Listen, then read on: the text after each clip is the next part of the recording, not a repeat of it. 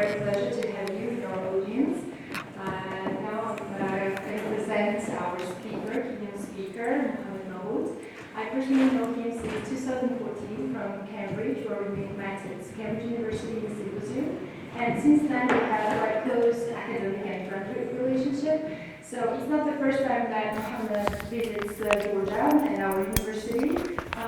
Earlier this year, in April, he was conducting 2 week seminars for master students at Confluence State University about the topic the development of the printing press in the Arab world. So I'm very pleased that again we're hosting Mohammad in our university. Originally he's from Syria and he's a Syrian-German researcher. Since November 2016, he's a senior researcher at the Humanities Center for Advanced Studies, multiple secularities beyond the West, beyond modernities, at University of Leipzig in Germany. In addition, he was a postdoctoral fellow at the Orient Institute in Beirut.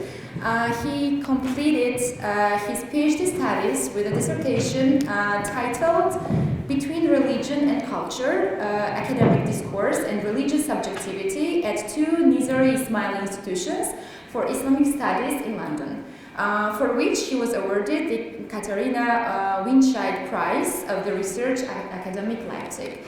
Mohammad is currently undertaking a research about the construction of religion in the Arabic press in the 19th century, and most recently was published his article under the title Secularity in the Syro-Lebanese Press in the 19th Century, which is publicly available, and if you're interested, you can have a look at it. His other areas of research include secularity in the Arab world, contemporary Ismailism and religion in higher education. So today, the topic of his the discussion and presentation is Separation versus Confluence, a comparative examination of secularity in the global Ismaili community. So in my opinion, it's quite an interesting topic, and with great pleasure, we are ready to hear you. So floor is yours, Mohammad. Thank you, Irina, for the Thank you, Irina, for the generous introduction. I'm very glad here to be in Tbilisi again, and I'm very thankful to Tbilisi State University for this invitation and for this wonderful opportunity to be here with other scholars and to present this lecture. The lecture is based on an article I published. It was out recently, but it's based on my PhD research. The topic of the article is how the boundaries of religion are defined in everyday life. First, I will go to make an introduction outline of the presentation. So. First, I will talk about the idea of boundaries of religion. Does religion have boundaries? Can we speak of boundaries of religion? Then I will apply this question to the global Ismaili community. So specifically, I will take an empirical case of Ismaili students in London. Ismailis is a Muslim community with different demographic groups in different countries. They come to London to study for a couple of years, 2 or 3 years, and they live together, like in students' halls of residence. So it's an interesting case to see individuals from different parts of the followers of the same religion, but different parts of the world, how they define the boundaries of religion.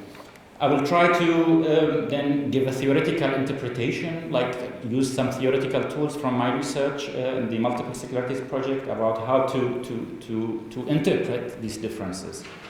And then we'll draw a couple of concluding remarks. So, first of all, again, boundaries of religion. I don't know for you, for any person, if I say boundaries of religion, what occurs to a person? Maybe the wall of a church, for example. This is a boundary. This is the classical boundary of religion, let's say, like, or a monastery or a church or a place of worship where what is inside is religious, what's outside maybe it's not religious. This is the classical understanding of the boundaries of religion, and it's related to secularization in Europe during the period from the 16th till early 20th century. Sometimes the state took properties from churches, like, a monastery. So this was described as secularization. This was the original meaning of the word secularization, is to take property. So this picture from early 19th Germany shows soldiers or officials taking a monastery from a monk and kicking him out of the monastery. So this is an issue where the boundaries of religion are pushed, like, where there is a competition, or where the state pushes the boundaries of religion or reduces the scope of religion. Also, boundaries of religion can be understood as a competition between state authority and as a political game or political power competition between the church and the state. This cartoon from a German satirical magazine in the 1875 shows the German chancellor at that time, Otto von Bismarck, playing a chess game with the Pope, Pius the ninth, I think, yeah.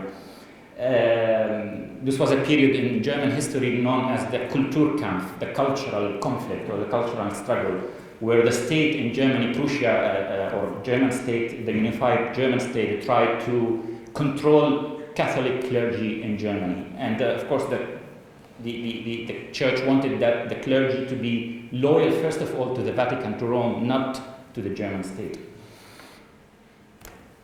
So, drawing boundaries. When you talk about religion and boundaries, I mean, it's easier to speak in certain domains more than others. So if you talk about properties, you can say, well, okay, this property belongs to a religious community or to a church, and this property belongs not to the public or to the state or to a private company. So here, maybe drawing boundaries is relatively, at least, I mean, in theory, it's possible. How, like the way it's, you define real estates, it's just lines between properties. You can also draw boundaries in law. So there are, in each country, there are laws, I mean, define certain domains for the religious and certain domains for the secular or the non-religious. Then you go to political domain. But here, I mean, from properties to law to politics, the drawing of boundaries become more messier, become more difficult. I mean, in politics, how do you define the boundaries? Like, for example, in Germany, or some European countries, there are Christian democratic parties. Are these secular parties or not? Are they allowed in the German parliament to bring Christian values to politics? So here it becomes a little bit messier with politics. Also in academia, you can talk about separation between religion and the secular. I was surprised when I came here that there is this drawing which I think it depicts a religious theme. I don't know exactly what is it, but in some countries they would think that this should not be in a university, for example. I mean, I don't know how it's, I mean, in different countries it have different criteria. So this is an interesting thing for me. I mean, to be in a university and there is this religious theme present. I don't know, was it intentional to put my lecture in this hall? So, but there are also in social life and behavior, you can also speak of boundaries of religion. People behave differently when they are in certain spaces other than, spaces. When you go to a church, for example, you dress differently, you act differently, you speak, for example, maybe in a church, in a mosque, you speak lower, I mean, like you speak like quietly, or I mean, people change their behavior in certain spaces in relation to religion. But also in daily life, the way you talk to people, the way you eat, the way everything, you can observe it and ask yourself, like, is the person here trying to draw a boundary consciously or unconsciously, or they don't think about it, they just behave like this. So in social life it becomes a bit more difficult, here, because the issue of boundary becomes not easy to define. I don't know, are you hearing me well, or am I moving away from the microphone? Should I? That's okay? Okay. So before I apply this question to the case of Ismaili students in London, I will give a very brief introduction of the global Ismaili community. For those maybe who are not very familiar, Ismailis is a branch of Shia Islam, so they believe in an imam descending from the Prophet Mohammad as their main creed. They believe religious authority should be in one person. Unlike Sunnis who believe that there is no specific person who has exclusive religious authority, the Shias believe that there is one person who is a descendant of the Prophet Muhammad. But unlike in Iran, the 12 Shias who believe in 12 imams from the Prophet Muhammad, and the 12th imam is a Mahdi, he's awaiting his return. Ismailis believe in a continuous line of imams until now. They were one of the major political and theological movements in medieval Islam, so they established a number of states. The most famous one was the Fatimid state, based in Egypt, which was at the time one of the major powers in the Islamic world or in the Mediterranean world. They even built, the city of Cairo was built by the Ismailis. There was also the name called Nizari Ismailis. There are several branches of Ismailis. I'm speaking here specifically about the Nizari Ismailis. So there was another state which was based in northern Iran and Syria, some part of Syria, which is known for the West as the Order of the Assassins. And about it, there are many legends. The word that they used assassination as a kind of military tactic. There are several legends about it and even several works of fiction and even video games based on the assassins. This is the Assassin's Creed. Maybe some of you know this game. It's actually based on the Ismaili history. The word assassin in English itself comes from hashashin in Arabic, which means hashish user. So there is an accusation that the Ismailis used hashish as a way to train killers. The assassins. There is a legend about a paradise, secret garden, where someone is given hashish and taken in. But it's a long story. I will not go into it. Today, Ismailis, they are not as powerful and as significant in terms of numbers, at least, as they used to be. Currently, there are around only 2 Ismailis today, dispersed communities in Syria, Iran, Afghanistan, and some parts of India, Pakistan, in Central Asia as well. And there are also the Ismailis in India and Pakistan. They are known as the Khoja, and they established diasporic communities in East Africa first in the 19th, early 20th century, and then in Western Europe and North America. The leaders of the Ismailis are known as the Aga Khans, currently since the 19th century, and they have a transnational network of institutions providing religious, social, educational service. So these are the countries where Ismailis live. As is in blue, you see Pakistan, India, which is the Khoja community, which is ethnically South Asian. I colored Tajikistan, Syria, and Iran differently because I'm going to talk about them because they have similarities in the way they draw the boundaries between religion and non-religion. Afghanistan, I put it in a green because it's a kind of a special case. I will not talk about it.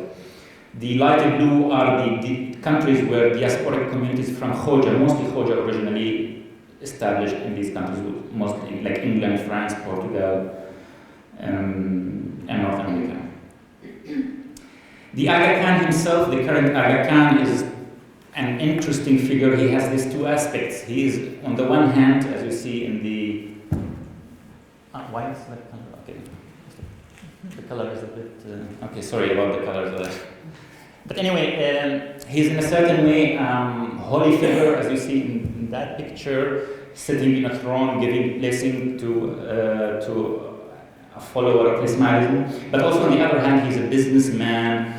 He is very well connected with aristocratic families and royal families in Europe. So also he lives his life like, you know, like a celebrity. Like Aga Khan, exactly. Even his father was married to Rita Hayworth, who was a very famous actress, if you know it. So it is this aspect, this where in the figure of the Imam you see, you cannot tell if he's a religious person or secular person, or you see the two aspects mixed together, or you see him in certain context acting like a religious person or religious holy figure, in certain aspect acting like a celebrity or businessman or philanthropist. The Aga Khan Development Network provides services in many countries around the world: education, architecture, culture, investment. It's the biggest private development network in the world. It has almost like a diplomatic status, the Ismaili. So they sign agreements with countries, you know, protocols of corporations. So now I move to the empirical case, to the part which related to empirical observations. So the Ismaili community has two institutions for Islamic studies in London. One is called the Institute of Ismaili Studies, and the other one is called Institute for the Study of Muslim Civilizations. It is part of Aga Khan University, which is based in Pakistan, Karachi, but it has a branch in London, this institute. This is the building where they used to be. Now they moved to a new building, much bigger and fancier one, but when I did my PhD, this is where they used to be. Maybe some of you were there, I don't know. So these students, they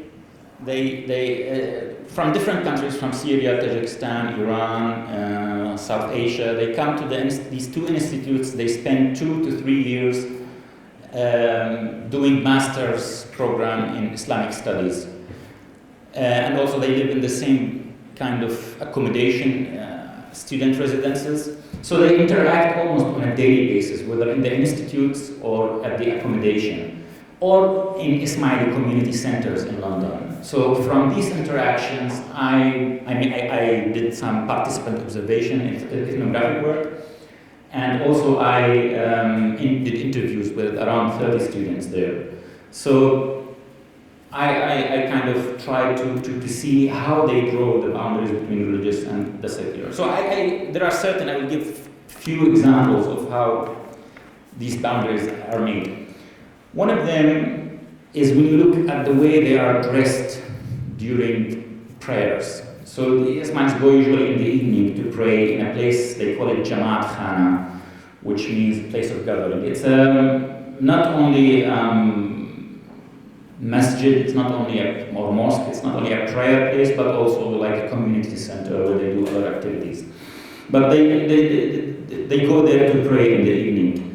So you see that the Khoja Ismailis, who are from South Asia originally, or ethnically South Asian, and some of them have been for generations in London or in North America,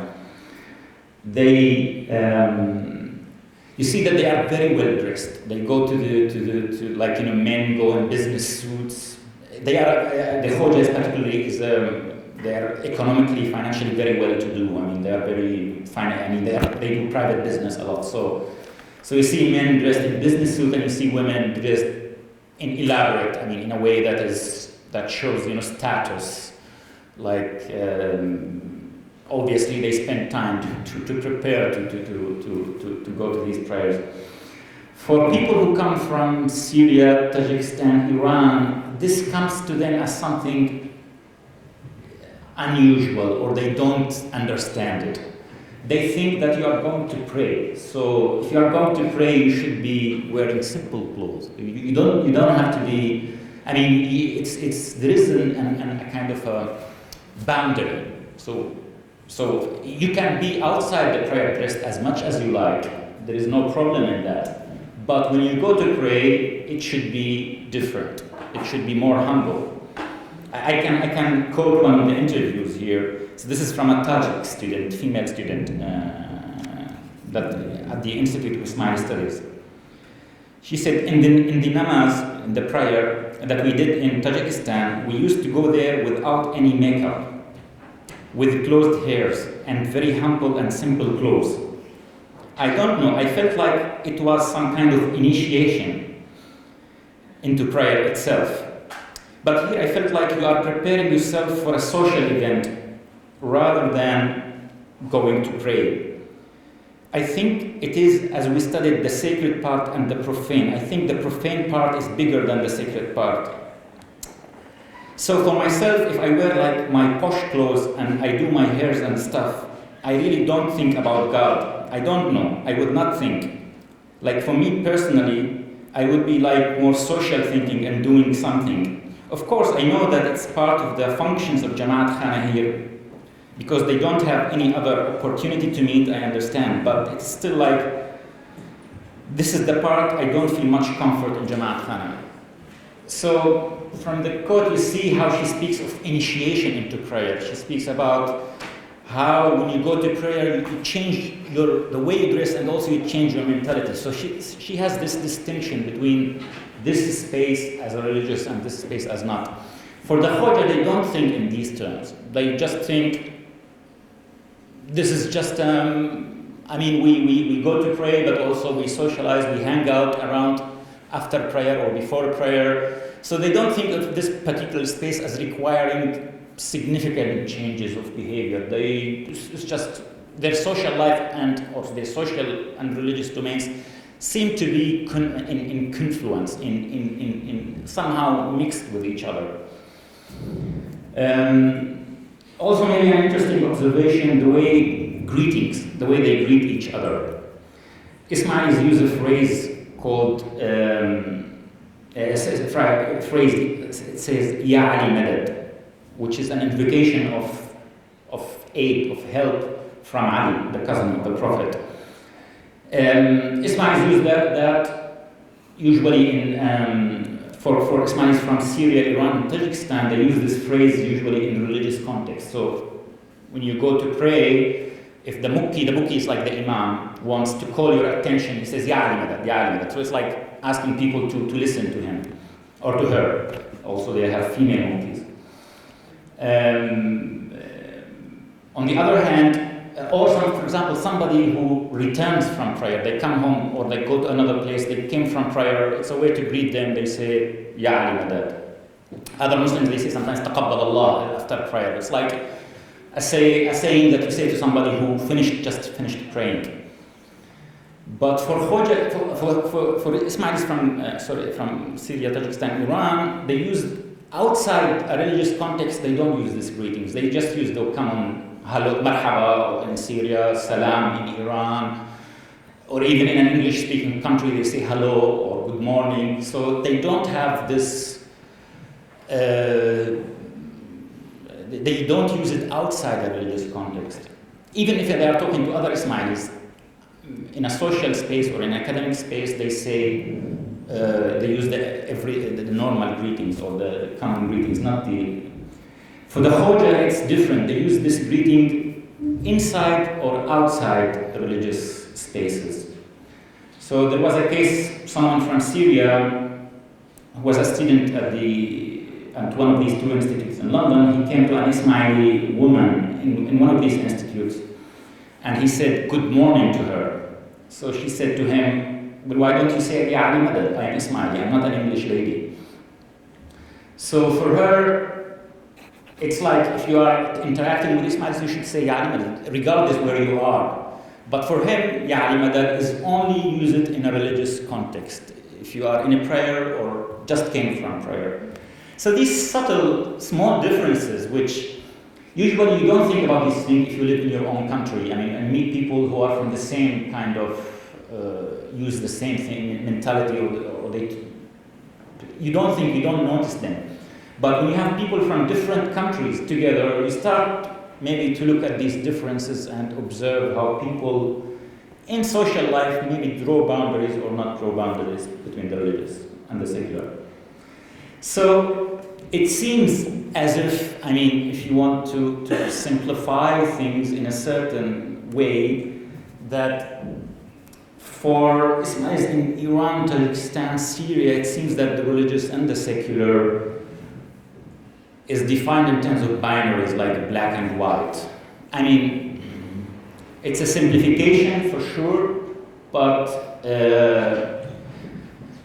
usually in social sciences they tell you there is no black and white, it's always gray, it's always complicated. But sometimes some people in certain conditions, they think of in terms of black and white. They have binary categories which they use to define their behavior or in different domains. So you feel that for them, religion and non-religion are separate spaces. For the Khoja, it looks more like shades of gray. Not these shades of gray, but I couldn't resist putting the... I searched Google Maps for shades of gray, and it came, this picture came, so I couldn't resist putting it, but this is what I mean. Shades of gray. You feel like the Khoja, they don't make very explicit distinction. This is religious, this is non-religious. Of course, in certain spaces, they are like, the religion means more than outside, maybe. Outside community centers, maybe religion is not that, I mean, still, but they don't draw these strict boundaries. Or at least when you compare them to other Ismailis, you feel that somehow they don't bother about this. I mean, it's just not relevant for them. It's not something that they use in their everyday life to think of this as religious and this secular.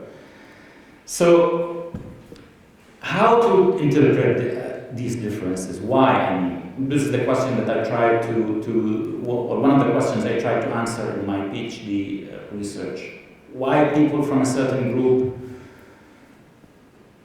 act toward religion, even though they are followers of the same religion, and the same religious leadership, I mean, even.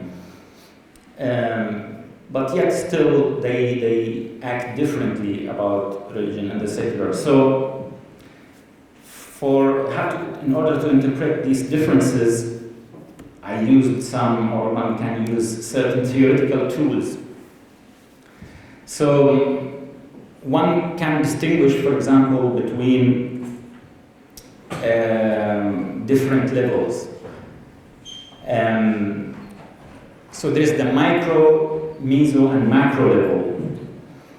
Of course, I wanted I mean, when you notice systematic differences between different groups from different countries, you start to ask yourself, you think that the reasons are in their home countries because they just came to London from different countries. So you start to try to find these reasons in their own countries.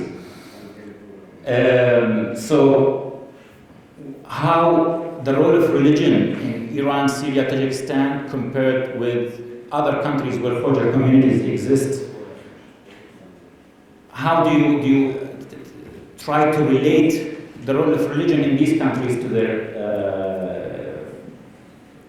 the way they behave? So in secularization theory or discourse or theories about secularity, you distinguish between three levels. Macro, which is the societal level, the state level, how religion is organized in society.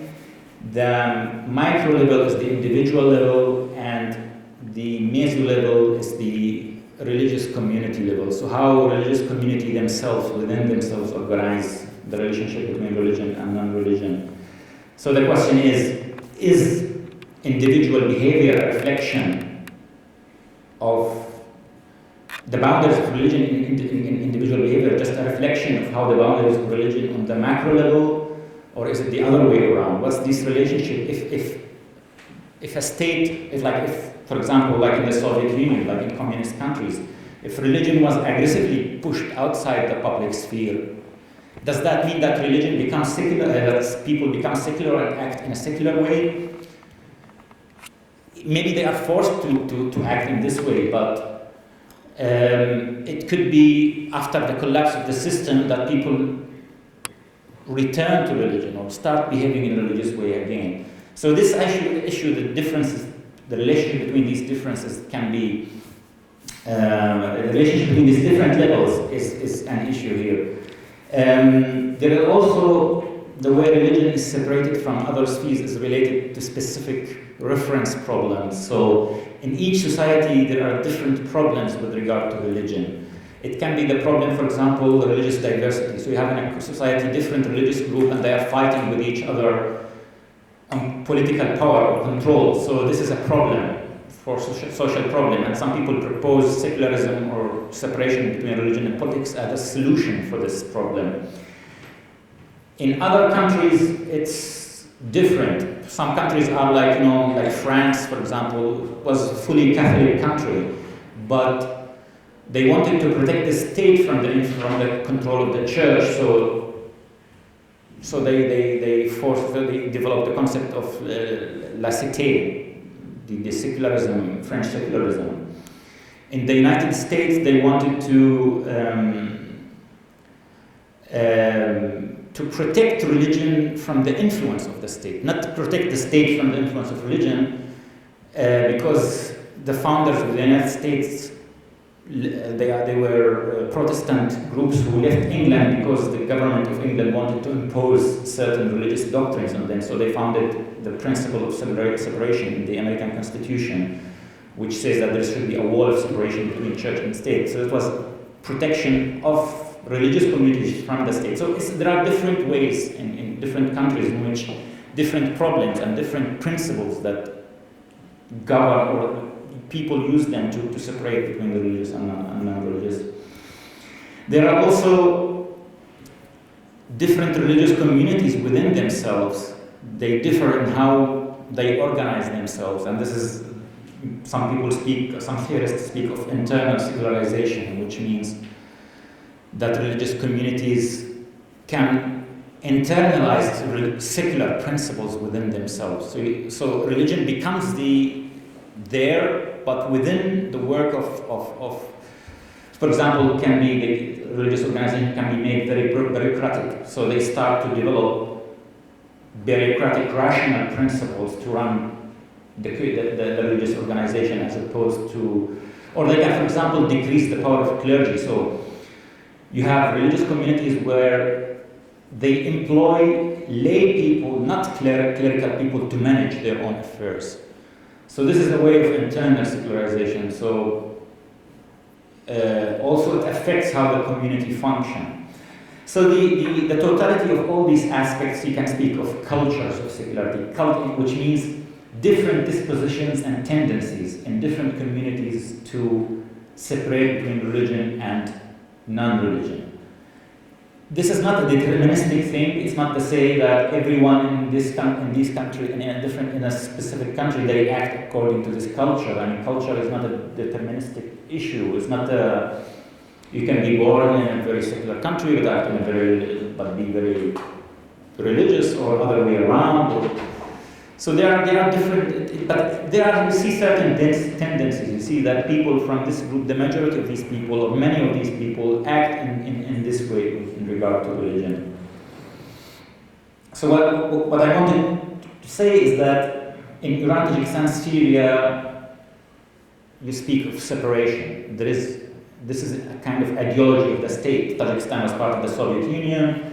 Syria was ruled by until now is ruled by the Ba'ath Social Nationalist Party, and Iran, until the Islamist revolution, was also kind of established along the Kemalist Republican model of Turkey.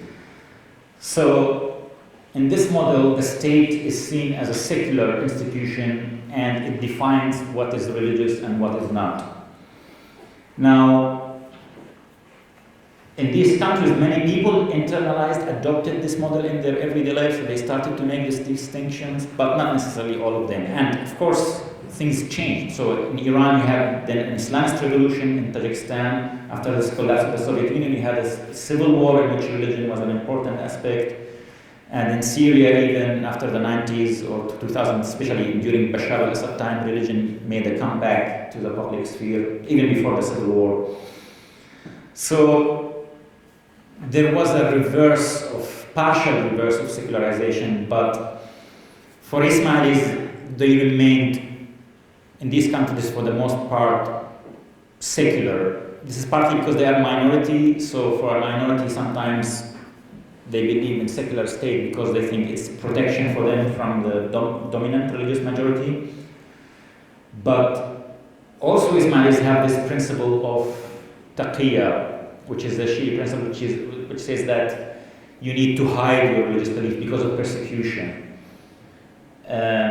So Ismailis tend to, at least in these countries historically, they try to kind of hide or keep their religious beliefs in the private space, and in the public space they act, they don't try to show that they are Ismailis. So for these groups, for Ismailis, in these states, although the state was, or in society there was desecularization, partial desecularization, they remained secular in their behavior or their thinking. Khoja communities, on the other hand, they are different from Ismailis in other countries, that they were mostly independent. They lived in different states, but Ismailis in Syria, Iran, Tajikistan, they were integrated into the state. So they went to state schools. They didn't have their own kind of hospitals, for example. They go to hospitals of the state, or most of them were employed by the states in the army, in the police, in the state bureaucracy. So they were integrated in the state, and they were dependent on the state for social welfare, so they adopted its principles. The Khoja, they are business communities, merchant communities, and diasporic, so they move between different countries. They tend to have their own social institutions, so they have their own schools, their own hospitals. Sometimes they have their own residence communities, so they have a specific part of the city, of the town, that is only for Ismailis, or specific buildings that's only for Ismailis, even gated, closed.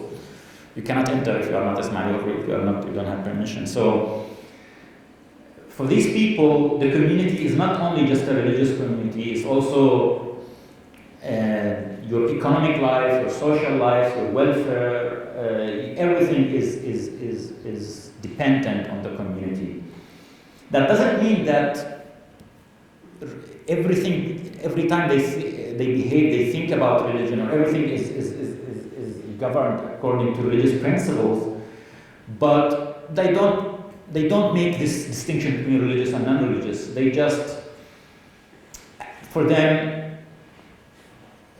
their community is almost their only identity, their main identity.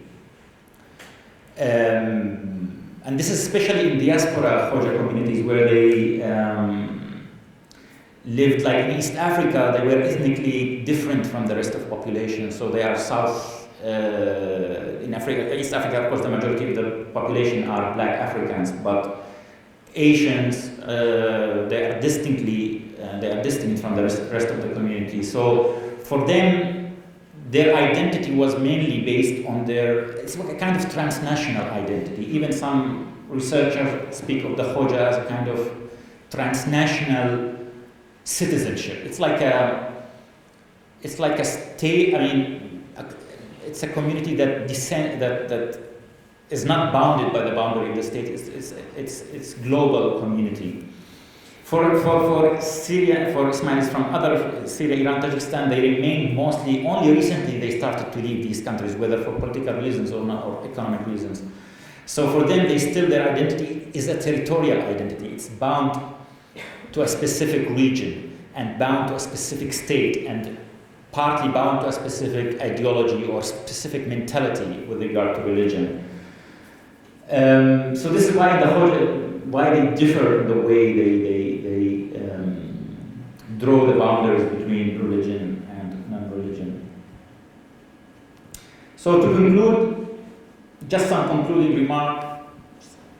There is a relationship between the macro, meso, and micro levels of secularity. But this relationship is not simple or deterministic. It's not that a reflection secularity in one level is not a reflection of secularity on the other. So this is why I speak of cultures of secularities, because it's a complex interaction between different factors and these different levels that affect individuals in different ways.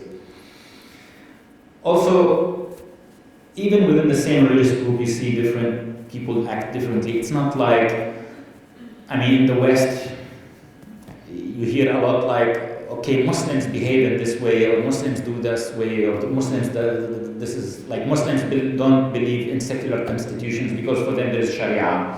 This is the thing. And it's not a religious group what determines how people think of constitutions and states and religious laws. I mean, this is it's different depending on individual and also for cultural reasons. As I said, Khoja Ismailis is a community where everything is related to religion, or religion is an umbrella under which everything is organized, but not necessarily in a religious way. When they want to do something, they don't always think, what does the Quran say, what does the Imam say? It's just they act like in a more bureaucratic, rational, modern thinking, but they still think of that as something they're doing within the umbrella of their religious communities. Whereas Ismailis from the other group, Syria, Tajikistan, Iran, religion remains for them something that they think is related to specific spaces, specific times, also time. I mean, also you can draw a boundary depending on time, so this is the time of the prayer. Outside the time of prayer is something different. And it's clearly demarcated domain. At least, I mean, I don't want to put a simplistic picture that it's always, all Ismailis in Syria, Tajikistan, Iran behave in this way, or they all consistently think about these things or consistently think in these ways. But at least when they meet the Khoja, they start to think in this, somehow they start to think, okay, well, I am different, or the way they are doing it is not how I think about it. So at least these differences maybe in their everyday life, they don't think about them, but when they meet Ismailis from other countries, they start to think of differences and they start to demarcate these boundaries. If you are interested in more details, this is the article in which the presentation was based, was published in Historical Social Research. My dissertation is being prepared now to be a book. Hopefully it will come out next year, so can provide maybe more. I don't have a title yet for the book, but I have to come up with a title. I have to submit the manuscript actually in 2 weeks, so I have to decide on the title. But at least the agreement with the publishing house is already. So thank you very much, and if there are any questions, comments, critiques, I'm very welcome to hear. This is very interesting. Okay. Do you use interview? Okay. Shall I? Yes. Okay. I use interviews with the. How do you analyze the data and what's the result? First of all, I spent 3 months in London, in 2013 mostly.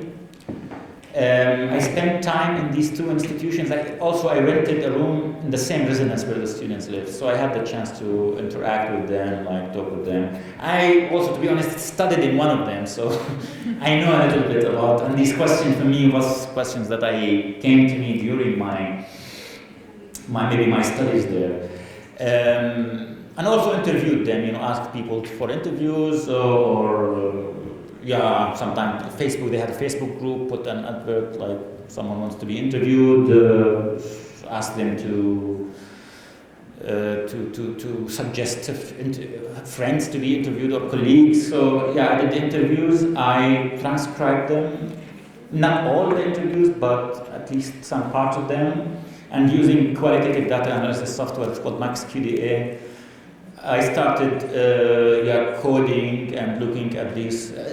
Many of these themes, I mean, the questions not necessarily were previously before the research, like, especially these everyday distinctions between religion and not non-religion is not something that was in my mind, clearly, but then in the interviews when the data emerged that people bring that a lot in the interviews. So depending on these, I try to formulate certain questions and a certain hypothesis. And then based on the sample which I transcribed, then I listened to the other interviews and tried to verify that this is this is something common, this is not common. Irina is the manager of the. Thank you. What's the contribution of the study? Sorry? Contribution. What's the contribution of your study? To existing literature. To existing literature. Okay. This is not an easy question. First of all, the contribution is that I tried to. First of all, the Ismaili community was not studied from this perspective, at least comparatively. So you have studies of individual Ismaili communities about issue of religion, mostly the Khoja communities. But you don't have a case of comparing different Ismaili communities together. So this is, and also even in studies, it's a little bit, usually you study secularity within a state, on a national level. But this is a transnational aspect. So these institutes, you have students from 20, 30 countries studies together. So to study these aspects in international setting, for a religious minority, I mean, when you talk about secularization in Islam, usually talk about Sunnis or Twelvers. Usually talk about fundamentalism or these things, but here it's more everyday life, interaction, dress. So these aspects, I try to put them in a relation between different levels. So not every, there are not, I would say, a lot of studies that try to connect these three different levels together. And that's something I didn't talk about here. The concept of internal secularization is usually applied to, like, for example, it was used mostly in Protestant groups in the United States. And based on how they call it conflict model, that there was conflict in the religious organization between clergy and employees in this religious organization who are not clergy. So this conflict led to internal secularization. But in the Ismailis, it's the imam, which is maybe interesting thing. It's the religious leader who secularized the organization. So he instated secular principle to run his organization. So here is a maybe interesting or different case, Actually, I have a lot of questions. Okay, so all right. So if anybody else has any question, please feel free to ask. Yes, please. Thank you for your presentation. It was very interesting for me, and it's difficult also for me. And my question is about Islamic law. How do you think secularism in Islamic Ismaili community, it means that they developed or changed their own version of Islamic law? I mean, Qadi Nu'man's legal companion pillars of Islam. Is this an authoritative source for okay. Yeah. Ismailis, I mean, historically Ismailis had, other Muslim groups, they have their own books of law. Especially during the Fatimid state in medieval, they had kind of their Islamic law. But because the Ismailis have a contemporary imam, this imam has a religious authority more than, if you compare to Sunnis, or even if you compare to Shias like the Ayatollah Khamenei in Iran, he is a powerful religious authority, but still his authority is limited compared to the Arkan.